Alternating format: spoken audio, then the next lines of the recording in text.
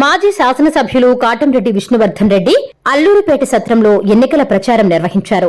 గ్రామంలోని ప్రతి ఇంటికి వెళ్లి గ్రామ అభివృద్ది దృష్టిలో పెట్టుకుని పార్టీలకు అతీతంగా ఓటు వెయ్యాలని కోరారు. ఈ సందర్భంగా ఆయన అభిమానులు అడుగడుగునా స్వాగతం పలికారు. తన రాజకీయ జీవితంలో ఎన్నో సంవత్సరాల నుంచి ప్రజలకు సేవ చేస్తూ వచ్చారని అన్నారు. ప్రస్తుత వ్యవస్థలో స్వార్థపు రాజకీయాలు జరుగుతున్నందువలన ప్రతి సామాన్యుడు మోసపోతున్నాడని తెలిపారు. తనను నమ్ముకుని ఉన్న నియోజకవర్గ ప్రజల్ని అభివృద్ది చేయడమే తన లక్ష్యమని తెలియజేశారు. ఎమ్మెల్యే అభ్యర్థిగా కాంగ్రెస్ పార్టీ తరఫున పోటీ చేయొచ్చని ఆశాభావం వ్యక్తం చేశారు.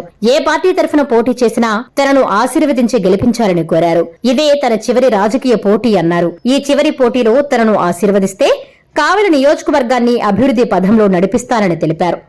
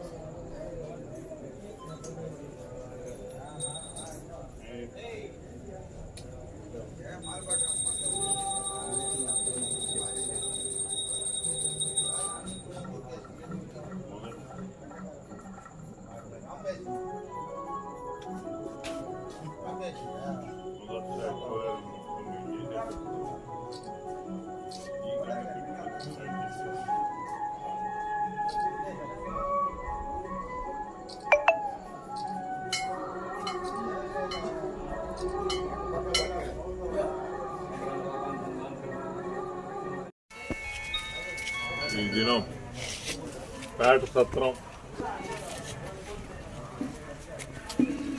ఎన్నికల ప్రచార నిమిత్తం మీ అందరి యొక్క సహకారం కోరుతూ ఈ దినం ఏడకొచ్చాం.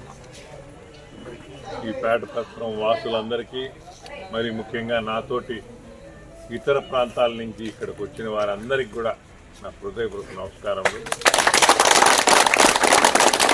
ఇప్పుడే మా శేఖర్ చెప్పినట్టు ఎన్నో సంవత్సరాలుగా నాతోటి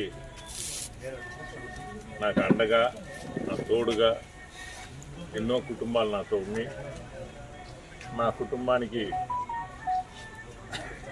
వెన్నుదన్నుగా ఉన్నాం వాళ్ళందరూ నేను కోరేది ఏంటంటే ఇంకా ఆఖరాసారి నాకు వయసు అయిపోతుంది, ఈ ఆఖరాసారి పోటీ చేస్తానని 2 సంవత్సరాల నాటికి ఒకటి నా సంవత్సరం నాటి చెప్పా.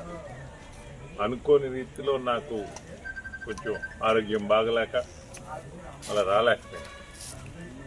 అయినా కానీ పార్టీ అనేది ఏమి నేర్పణ అనేది కాదు, కాంగ్రెస్ పార్టీ ఉంటుంది ముఖ్య. ఏ పార్టీ అయినా పూర్తిగా మీ సహకారం అందరూ అందిండి. నాకే వ్యాపారాలు లేవు, మీ అందరికీ తెలుసు నా సంగతి. ఏం వ్యాపారాలు లేవు, ఏం వ్యాపకం లేదు, ప్రజాసేవలోనే ఉన్నా. రాజకీయం చేయలే, నేను ఓన్లీ ప్రజాసేవ చేశా. రాబోయే ఎన్నికల్లో మీ ఆదరణ నాకు చూపిస్తే మీకు అందుబాటులో ఉండి మీ వ్యక్తిగా ఎలవెల్గా మీకు పనిచేసేదానికి ప్రయత్నం చేస్తా.